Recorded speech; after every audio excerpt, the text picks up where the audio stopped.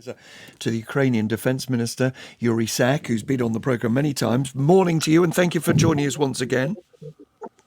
Good morning, Nick, and thank you for inviting me once again. How do you assess the significance of the victory in Kherson, and do you accept what Jeremy Bowen was saying there, that it might be humiliating for the Russians, but nevertheless strategically wise for them?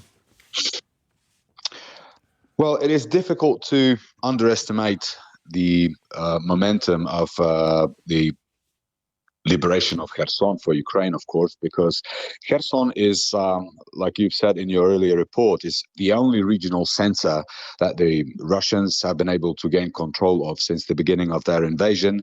Kherson is the city where when Russians were actually entering the city, ordinary people, peaceful citizens, peaceful people from Kherson would pour out in the streets unarmed, and they were standing up against Russian tanks, protesting against the Russian occupation.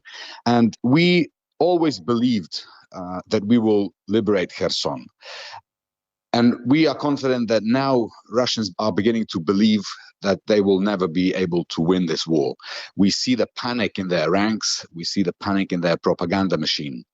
But of course, this is a very important moment, but it is too early to relax, or because this war is far from over. We have been warned yesterday by our general staff of the Ukrainian armed forces that Russians are making new fortifications on the left bank side of the Dnieper River, and there is a likelihood of massive artillery shelling from that side onto Kherson. So we, at the moment, we are quietly optimistic. We are beginning to carry out stabilization measures in Kherson, but of course we understand that there are future battles which we will have to win. Now, you've talked about what that future battle might be like in Kherson with the bombardment, the aerial bombardment. Do you fear that the attacks that we saw on Kyiv and other cities right around the country, designed at knocking out power stations and other vital infrastructure, that they will continue? They're actually continuing at the moment. I mean, Russians have not stopped the missile terror. It's gone down a little bit in terms of the intensity. But even yesterday, there was a missile strike on Mykolaiv. Residential blocks of flat was destroyed. 6 people were killed. There are drone attacks on a daily basis. But, Russians see that none of this is working. It is actually difficult for us to understand, how can they further proceed in this aggressive war, because they've suffered one setback after another, beginning from Kyiv, then Chernihiv, then Kharkiv, now Kherson. So the morale, the increase in the morale of the Ukrainian army is directly proportional to the decrease of the morale in the Russian army. So it's difficult for us to understand, what else can they do. But of course, we are aware that they will be continuing this missile terror, because that's, they cannot win on the battlefield, and this is why they will probably persist with the missile terror. And we know that they're shopping around globally for more ballistic missiles because their own stockpiles are depleting. Well, what you say about the Russians, that they can see it's not working, they know they can't win, and so on and so forth, is leading some people to say this is the moment that Ukraine should be prepared to negotiate.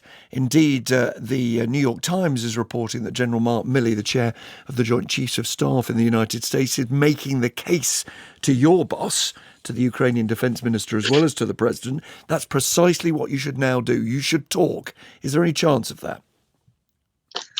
We have said many times that, of course, we are prepared to talk, but there are certain non-negotiable conditions which have to be met by the aggressor before such talks begin.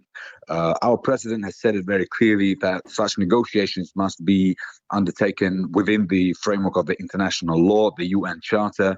The principle of Ukraine's territorial integrity must be respected. Russian troops must be withdrawn from the Ukrainian territory, from the internationally recognized Ukrainian territory. And, if that's something that the aggressor can take in, we're ready to talk. But if not, Mr. Zak, and I know that those are a series of preconditions the Russians will never possibly accept. So at the moment, it sounds like you don't think the time is to negotiate. You think there are further victories before you get to that stage. Exactly. We've said before that unless these conditions, and understand that they will not be met by the aggressor, by the terrorist state. But at the same time, the next Ramstein meeting will take place very soon. Ukraine is continuing to receive the military support. And, just yesterday, the head of our National and Security Defense Council said that, we are not a freezing device. We don't want to freeze this war. We need to win this war. This is why we'll continue regardless of weather conditions, regardless of whatever happens. We need to use the momentum and carefully with very meticulous planning, but we need to continue our counteroffensive until victory. Yuriy, advisor to the Ukrainian Defense Minister, thank you very much.